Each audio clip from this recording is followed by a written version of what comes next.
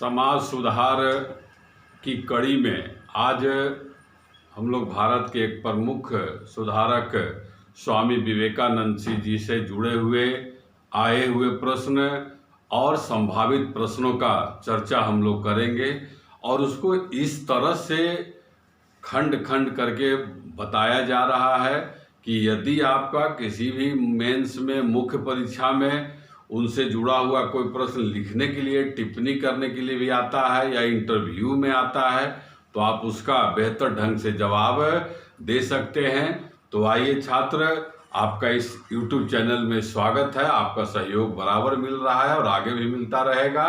तो स्वामी विवेकानंद का जन्म 1863 ईस्वी में हुआ और इनका मृत्यु 1902 ईस्वी में हुआ था। सबसे पहले हम लोग स्वामी विवेकानंद जी का प्रारंभिक जीवन से जुड़ा हुआ जानकारी आपको उपलब्ध कराएंगे। इनका जन्म 1863 ईस्वी में कलकत्ता में हुआ था।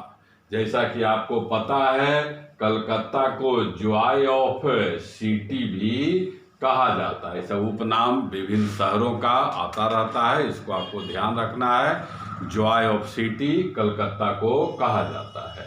इनका मूल नाम नरेंद्र नाथ दत्त था। मूल नाम नरेंद्र नाथ दत्त। इनकी माता, स्वामी विवेकानंद जी की माता भुवनेश्वरी देवी इनका नाम था और इनका पिता का नाम विश्वनाथ दत्त। भुवनेश्वरी देवी माता और विश्वनाथ दत्त इनके पिता थे। इनके गुरु कौन थे? रामकृष्ण परमहंस। रामकृष्ण परमहंस के शिष्य थे और रामकृष्ण परमहंस से जुड़ा हुआ 3-4 प्रश्न आप याद कर लीजिए। जैसे स्वामी विवेकानंद का मूल नाम नरेंद्र नाथ दत्त था, उसी तरह से रामकृष्ण परमहंस का मूल नाम गदोधर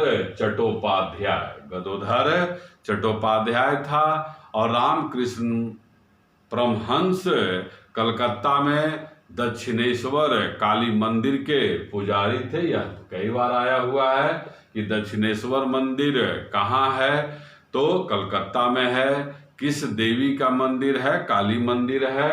और रामकृष्ण परमहंस ने शारदा मणि से विवाह किया था। शारदा मणि से विवाह किया। अब नरेंद्र नाथ दत्त का मृत्यु 1902 ईस्वी में हुआ था। और कहाँ मृत्यु हुआ? बेलूर मठ है, और बेलूर मठ जो है हावड़ा में है। और 12 जनवरी को इनके कार्यों के याद के लिए राष्ट्रीय युवा दिवस मनाया जाता है। राष्ट्रीय युवा दिवस 12 जनवरी बहुत कॉमन क्वेश्चन है और भारत सरकार के द्वारा इसका प्रारंभ, राष्ट्रीय युवा दिवस का प्रारंभ 1985 ईस्वी से किया गया है। उसी समय से अभी चल रहा है और प्रत्येक वर्ष 12 जनवरी को यह मनाया जाता है। जैसा कि आप जानते हैं, भारत युवाओं का देश है। हमारा राज्य बिहार भी युवाओं का राज्य है। एक क्वेश्चन और आते रहता है, स्वामी विवेकानंद रॉक मेमोरियल कहाँ बना हुआ है, कहाँ स्थित है? तो आंसर होता है कन्याकुमारी में। अब स्वामी विवेकानंद के लिए एक प्रश्न आपको और मिलेगा कि नरेंद्र नाथ दत्त का नाम स्वामी विवेकानंद किस के द्वारा किया गया? तो एक राजा, खेतड़ी के महाराजा थे अजीत सिंह। आप स्वयं देख रहे होंगे कि तमाम प्रश्न जो आते रहते हैं स्वामी विवेकानंद जी से जुड़ा हुआ, उनको संग्रह करके आपके सामने बेहतर ढंग से लाया जा रहा है। अब इसके बाद इनसे जुड़े हुए, स्वामी विवेकानंद से जुड़े हुए कुछ साहित्य का भी चर्चा कर लेते हैं। इन्होंने कई किताब लिखा, राजयोग, कर्म योग, भक्ति योग और ज्ञान योग, चारों बराबर आता रहता है।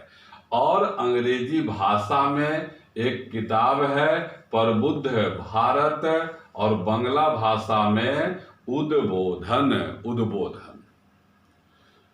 1893 ईस्वी वाला घटना बराबर आते रहता है। शिकागो में एक विश्व धर्म संसद में इन्होंने भारत की ओर से हिस्सेदारी लिया और मात्र 2 मिनट में हिंदू धर्म, वेदांत से जुड़ा हुआ तमाम जानकारी से या भारतीय संस्कृति से विश्व को अवगत कराया।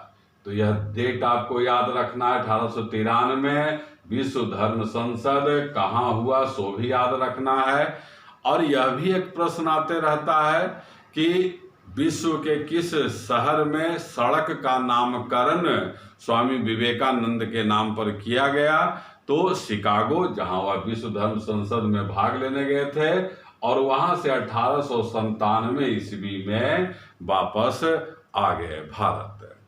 1900 ईस्वी में पेरिस आप जान रहे हैं, सीन नदी के तट पर है, यहाँ एफिल टावर भी है। पेरिस में एक कार्यक्रम हुआ था, Congress of the history of religions. इसमें भी स्वामी विवेकानंद ने भाग लिया और भारतीय संस्कृति, हिंदू संस्कृति को पुरजोर ढंग से विश्व के सामने रखा। सीधा आता है, विदेशों में हिंदू दर्शन सिद्धांत का प्रचार किन्होंने किया? तो स्वामी विवेकानंद ने। आपको पता है कि 1835 ईस्वी में लॉर्ड मैकाले के प्रयास से विलियम बेंटिक ने अंग्रेजी को शिक्षा का माध्यम बनाया, लेकिन स्वामी विवेकानंद ने मैकाले की नीति का विरोध किया और उन्होंने कहा कि यह जो अंग्रेजी शिक्षा है यह नौकर पैदा करता है, नौकर की मानसिकता पैदा करता है, जबकि इनका बल था कि शिक्षा इस तरह का हो जिसमें बालक का, मनुष्य का सर्वांगीण विकास हो सके। तो यहाँ पर ध्यान रखिएगा। इसके बाद आगे हम लोग और आते हैं। 1887 ईस्वी में बड़ा नगर में मठ का स्थापना किया, 1887 ईस्वी में। फिर 1 मई 1897 ईस्वी को वेलूर में रामकृष्ण मिशन का स्थापना किया और रामकृष्ण मिशन मानव कल्याण करके सामाजिक सुधार करना चाहता था, मनुष्य का कल्याण विभिन्न तरीकों से किया। यह जो है वेदांत के प्रभावशाली गुरु थे। इनका कई कथन, स्टेटमेंट आता रहता है। जैसे आपको दयानंद सरस्वती जी के बारे में बताया गया है कि वेदों की ओर लौटो, किनका कथन है? तो दयानंद सरस्वती का। उसी तरह से इनका भी कथन याद रखिए, उठो जागो और तब तक नहीं रुको जब तक लक्ष्य न प्राप्त हो जाए। यह सब आते रहता है कि किन्होंने कहा, तो यह जो है स्वामी विवेकानंद के द्वारा कहा गया था। इसी तरह से एक और स्टेटमेंट आते रहता है, जितना हम दूसरों के साथ अच्छा करते हैं उतना ही हमारा हृदय पवित्र होता जाता है।